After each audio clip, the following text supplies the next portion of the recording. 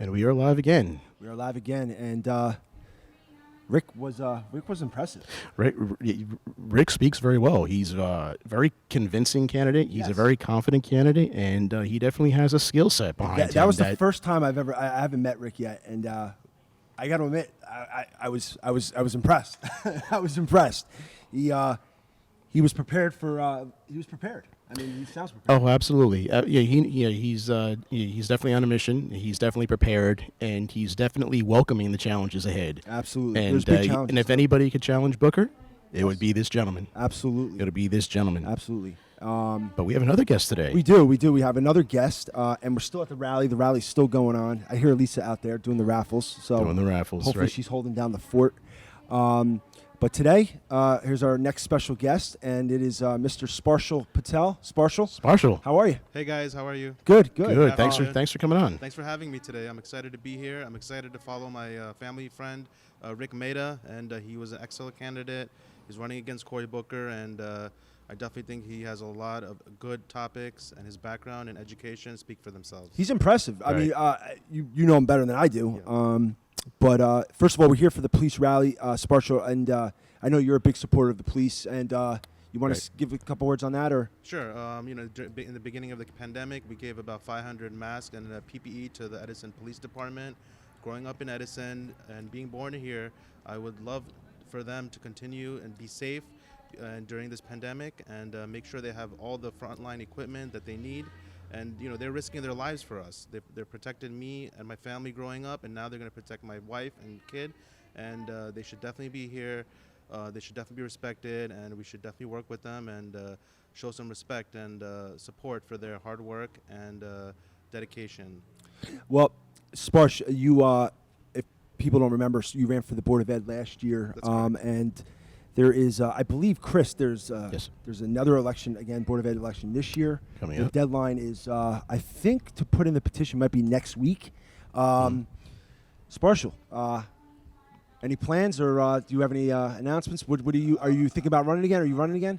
I was going to wait till next week, but, since you asked Anthony and we're good friends and I have nothing to hide, I'm going to run again. I've already submitted my paperwork, and I'm excited to run again for the Board of Education. I'm excited to fight for the topics that we are all looking for improvement and change in this community. So you're running again? I'm definitely running again. Awesome. And Sparshil, you were, an excellent candidate last year. You, especially at the debate, you were prepared. There's a lot of big issues going on with the Board of Ed. I know me personally, I support the board president, the superintendent, I think, and especially with what's going on, Chris, with, I think, listen, they're getting new mandates every day from the state. From the state, yeah. I mean, let them unravel it. That's a mess over there. The last place I would want to be is in a superintendent's position. Oh, absolutely. And from what I've seen come down from the state, I can't say that it's been all crystal clear either. No. So it leaves each individual district up to up to their own interpretation for a lot of these policies and so on and so forth. So I feel really bad for a lot of these districts. Right. And as Sparsh, when the governor mandates specific things, then the districts have to incorporate that into their own thing, and Edison has massive overcrowding problems. Right. It's a big. It's a lot. There's a lot of moving parts. I know a lot of parents have reached out to me there because they didn't like the timeline of when parents should decide to put their kids in. Listen, if they made a mistake, I think they'll correct it. But let's give them a break. Let's see. Let's not grade them yet until. You know what I mean? It's still kind of early, but So Monday we had a meeting. We had a Board of Ed meeting. I was asked a few questions. Dr. Bernie Bragan was there. He's doing a great job handling the situation and taking his time and making a well thought out decision. Should we continue to have a hybrid model? Should we have 100% virtual learning, or should we open up our schools? So we took a poll. 70% of our parents said that they would feel comfortable with virtual school. Mm-hmm. So that's something to think about and take into consideration. So let's see, wait it out. I would wait a couple more weeks, see how the cases are increasing in our state, and focus on our county and our town, and make a sound decision. we have to consider both. We have to consider our staff, our faculty, even from our bus drivers to janitors. They need some work. We want our parents to also have a break so they can also go back to work. But we also have to consider safety. Safety is very important. This virus can spread pretty fast and rapidly in close contact, and schools 100% are in close contact due to the overcrowding, which makes it a little bit worse. So let's think about it. Let's come up with a solid plan. And I know Dr. Bernie Bragan is going to make he's going to make a very good decision. He's going to look into every factor, and then we'll come up with a solid plan. And there has been talk already about both hybrid versus 100% virtual schools. So let's wait it out and make the best decision for our district. Absolutely, it sounds good to me. And I don't know who else is running, but listen, I think, and I haven't brought this up to you yet, but I would like to.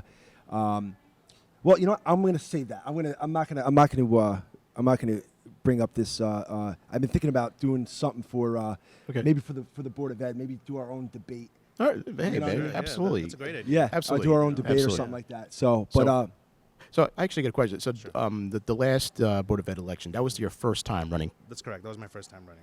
Okay. What about lessons learned from first election? great question. Yeah, sure.